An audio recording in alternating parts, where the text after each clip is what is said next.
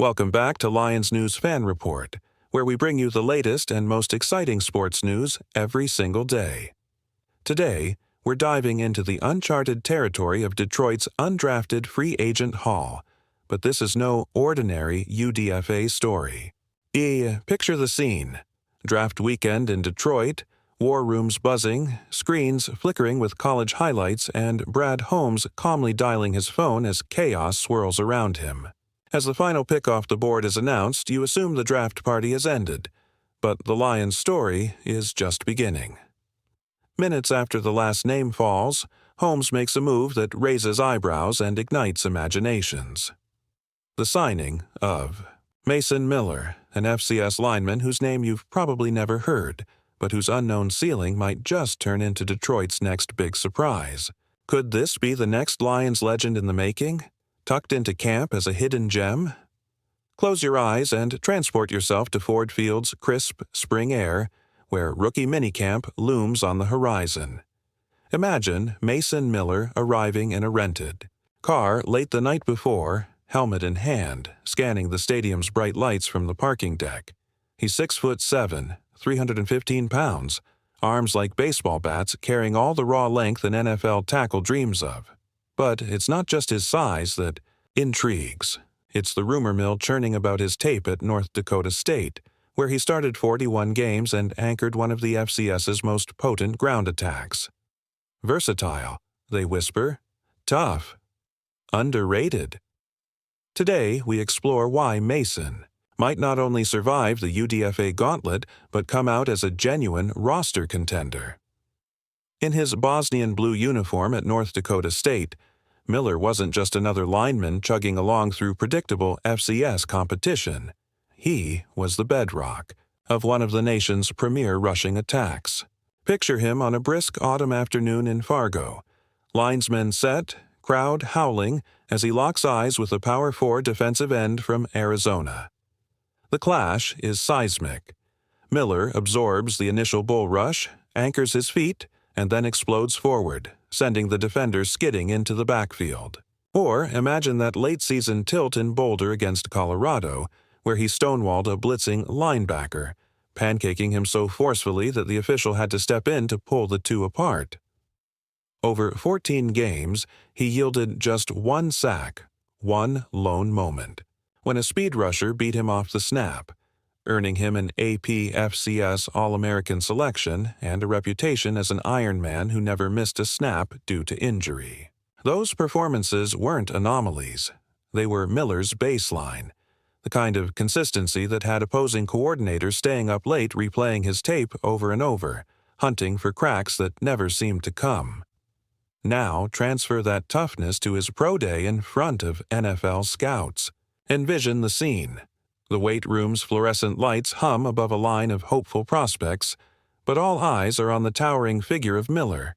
He straps on the lifting belt, chalks up his hands, and rips off 28 reps on the bench press, among the highest totals for any tackle in this cycle. Then he slides into the 10-yard shuttle, and while smaller athletes weave across the line with fluid grace, Miller stutters only briefly before unleashing a lightning-quick hand strike, changing direction in under 5 seconds. Finally, the three-cone drill. Observers brace for clunky lumber from a 315-pounder, but instead they witness those same 34-inch arms guiding him through a near-perfect drill in 5.15 seconds. That kind of athleticism, paired with his tape, begs the question: could these pro day gauntlet numbers foreshadow a pro career that elevates him well beyond UDFA status and straight into a legitimate rotation spot?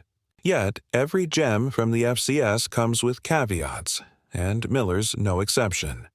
While his film is peppered with highlight reel moments, there are flashes of late-game leg drive fade, the kind that makes you wonder if he'll flag in the fourth quarter, and of an NFL preseason scrimmage. Coaches whisper concerns about the level of competition.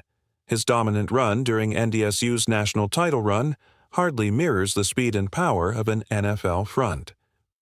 What happens when a Corey Littleton or a Nick Bosa slants off the edge?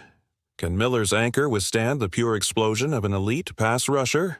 Our own Lions scouts confirmed they've seen dozens of UDFA tackles, but what set Miller apart wasn't just metrics, it was his tape, the sight of him redirecting power rushes as if guiding a buoy through storm-tossed waters, combined with a laser-focused coachability. Industry insiders even speculated that Tyler Roll, his former OC turned Lions tight ends coach, might have quietly tutored him on Detroit's terminology and base offense, granting Miller a head start on the playbook. Could that secret inside knowledge be the edge that transforms a camp workout into a roster lock, turning practice sessions into affirmation that this unheralded rookie belongs? Fast forward to May 9th, rookie minicamp. Picture the Lions practice. Fields bathed in morning sun, white windsocks dancing overhead as veterans and rookies gather on the turf. Miller steps onto the field, cleats squeaking, helmet in hand, preparing for his first full-speed snaps against the likes of Matt Nelson and Aleem McNeil. Coaches stand ringside, clipboards at the ready, eyes tracking every hand placement, every step in his kick slide. Could this be where Miller's mettle truly reveals itself? Some UDFA tackles wilt under their first NFL full-contact setting, shoulders hunched, overwhelmed by the onslaught. But imagine Miller thriving. The crisp dispatch of a pass rusher at the point of attack, the pull and drive on a run block so smooth it looks choreographed. Could this once overlooked FCS anchor become the wild card that Detroit's offensive line desperately needed, the unsung hero of the trenches? As fans, we're wired to crave the underdog breakthrough, the Cinderella narrative that unfolds when a player devoid of high draft pedigree arrives with nothing but a contract and a dream. The Lions have a proud history of mining UDFA gold. Think Khalif Raymond turning into a fearless slot dynamo or Amon-Ra St. Brown blossoming into a stat stuffer by week 1. Now, Mason Miller stands at that same threshold, walking into his NFL future with hope coursing through his every movement. Is this the year Holmes and Campbell unearth another diamond from the UDFA pile? Picture the story's arc.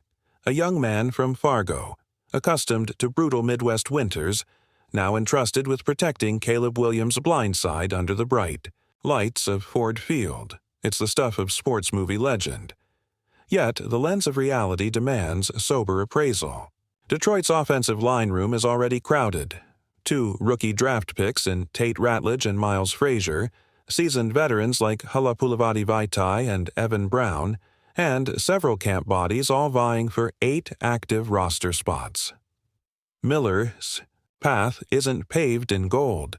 He must outwork each of them in OTAs, dazzle in joint practices, and prove his positional versatility by rotating at both tackle and guard, just as he did when shifting from right tackle to left guard in his final NDSU campaign. Could that chameleon-like flexibility be the key to carving out a niche? Or will the echoes of FCS past, skepticism about competition level, shadow his every step? By the time the Hall of Fame game arrives on July 31st, keep an eye on number 78 in the pregame warm-ups. If you hear a collective cheer when Miller parries a stunt for a clean block, mark it down. If coaches script his name into the 2-minute drill packages, pay attention. Could Mason Miller's emergence signal the start of a new Lions legend, the next wave of FCS hopefuls reshaping the NFL landscape? So here's what I want to know from you. Do you believe Mason Miller can defy the odds and secure a roster spot, becoming Detroit's next hidden gem, an undrafted warrior who carved out his destiny? Or do you think the jump from FCS to NFL will prove too steep, relegating Miller to the practice squad? Let me know in the comments below. I can't wait to read your takes.